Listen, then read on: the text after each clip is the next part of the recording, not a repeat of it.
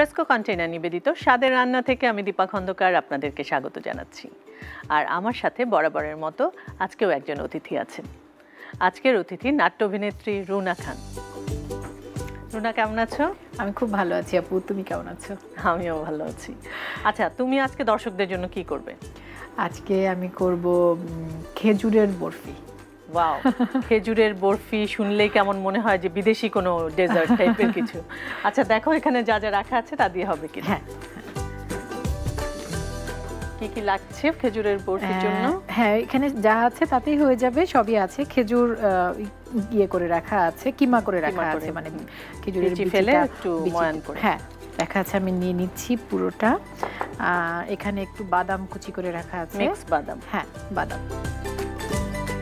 খেজুর আর বাদামের কম্বিনেশনটা খুব সুন্দর। আচ্ছা, এখানে আছে গুঁড়ো দুধ। গুঁড়ো দুধ, হ্যাঁ, গুঁড়ো দুধটা দিয়ে দিলাম। এটা হচ্ছে এলাচ গুঁড়া, এটা খুব সামান্য একটু নেব, সুন্দর একটু স্মেলের জন্য, খুব সুন্দর একটা স্মেল হবে, হ্যাঁ, গন্ধ হবে এটা দিলে। তারপর সব কিছু আমাকে ভালো করে মেখে নিতে হবে। আমি আসলে যেহেতু রান্না করব জানি, আমি হাত ধুয়ে পরিষ্কার করে তারপরেই এসেছি। আর এই জিনিসটা না, এটা এই বরফিটা তৈরির মূল বিষয়টাই হচ্ছে যে হাত দিয়ে মাখানো, এবং যত ভালো করে মাখানো হবে জিনিসটা খেতে তত ভালো লাগবে। আর বাদামটা কেউ চাইলে, আমি এখানে একটু কুচি কুচি করে দিয়েছি, কেউ চাইলে আরো মিহি করে দিতে পারেন। কুচি কুচি করলে যেটা হয় কি, একটু বাইটে যখন পড়ে তখন খুব ভালো লাগে। হ্যাঁ হ্যাঁ, সেটা আমার হয়ে গেছে। এখানে একটু বাটার রাখা আছে, আমি আসলে বাটারটা হাতে মেখে নেব যাতে লেগে না যায়। একদমই ঠিক বলেছো তুমি। এই যে দীপাপু, দেখো সবকিছু মিলে খুব সুন্দর একটা টেক্সচার আসছে, এবং বাটারটা দেওয়াতে দেখো একদম আমার হাতে লাগেনি। এবার যে তিলটা আছে, আমি সাদা তিল রাখা আছে, তিলের মধ্যে হ্যাঁ গড়িয়ে নেব। এবং সবশেষে এখানে কিশমিশ আছে, একটু জাস্ট ডেকোরেশনের জন্য একটা কিশমিশ দিয়ে দিলাম। এই মানে খুবই সহজ, যে কোনো সময়ে আর যে কোনো মানুষ এলে তখন করে দেওয়া যায়। আর আমাদের সাথে তো ফ্রেস্কো কন্টেইনার আছে, চাইলে আমরা এরকম করে বানিয়ে ফ্রেস্কো কন্টেইনারে প্রিজার্ভ করে রেখে দিতে পারি। ফ্রেস্কো কন্টেইনার তো বিপিএ ফ্রি এবং ফুড গ্রেড করা, কোনো রকম গন্ধ হবে না। এবং চাইলে আমরা ওভেনেও দিতে পারি ফ্রেস্কো কন্টেইনার, কারণ ওভেন প্রুফ। আর ফ্রেস্কো কন্টেইনার কিন্তু পাওয়া যায় আরএফএল শোরুমগুলোতে, আর আরএফএল বেস্ট বাই শোরুমগুলোতে পাওয়া যায়, এবং আরএফএল এক্সক্লুসিভ শোরুমগুলোতেও পাওয়া যায়। এবং এটা আমরা তৈরি করে একটু যদি ফ্রিজে রেখে দেই, তুমি যে বলছো কন্টেইনারে করে আমরা যদি একটু ফ্রিজে রেখে দেই, তাহলে জিনিসটা আর একটু শক্ত হবে। হ্যাঁ হ্যাঁ, পরে খেতে গেলে কিন্তু খুবই ভালো লাগবে। বা আমরা চাইলে সংরক্ষণও করতে পারি, মানে আছে না যে যতটুকু তৈরি করলাম পুরোটাই সে সময়ে খেয়ে না ফেলে আমরা বক্সে করে, ইফতারে আমরা একটা এরকম মিষ্টি আইটেম আমরা রাখতেই পারি। আবার চাইলে একটা ডেজার্ট আইটেম হিসেবে যে কোনো মেহমান আসার আগে আমরা এরকম করে বানিয়ে রাখতে পারি, তারপর আমরা ডেজার্ট হিসেবে সার্ভ করতে পারি। এবং প্রতিটার মধ্যে আমি একটা করে কিশমিশ দিয়ে দিচ্ছি, এটা একটু গার্নিশ করার জন্য। গার্নিশিং তো হয়ে গেল।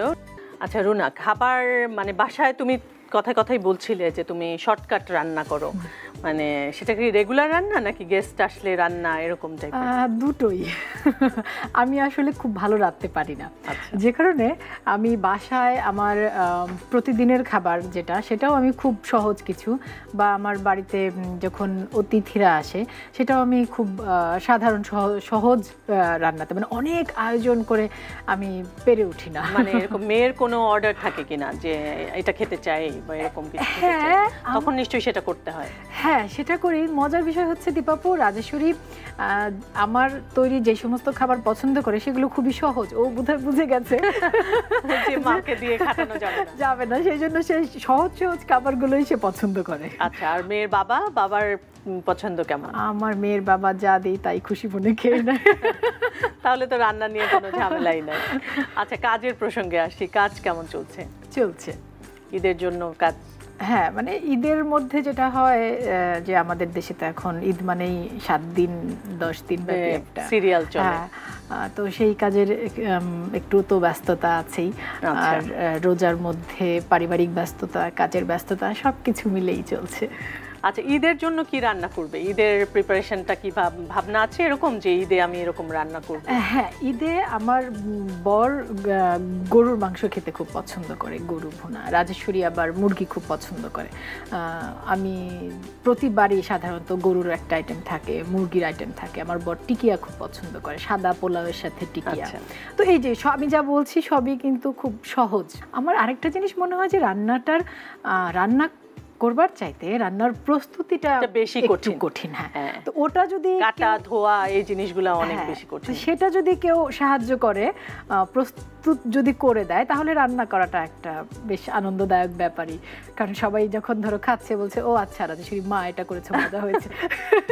ওটাই শুনতে খুব ভালো লাগে। যাই হোক, আমাদের খেজুরের বরফি রেডি হয়ে গেছে, আমরা দর্শকদের দেখাতে পারি। আমার তৈরি হয়ে গেছে খেজুরের বরফি।